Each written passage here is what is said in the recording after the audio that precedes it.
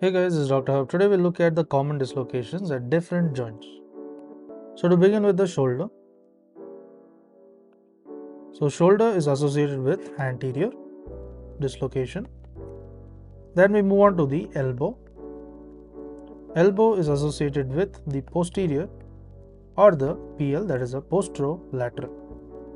Next we move on to the wrist. The wrist is associated with the lunate.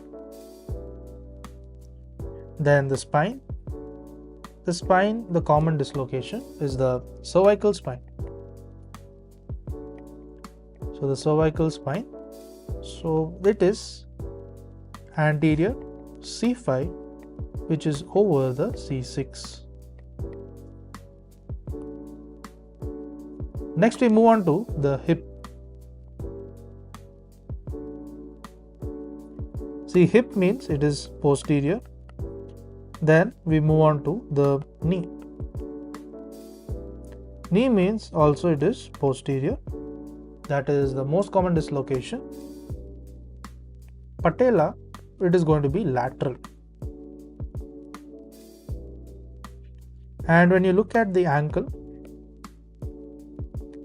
it is the anterolateral.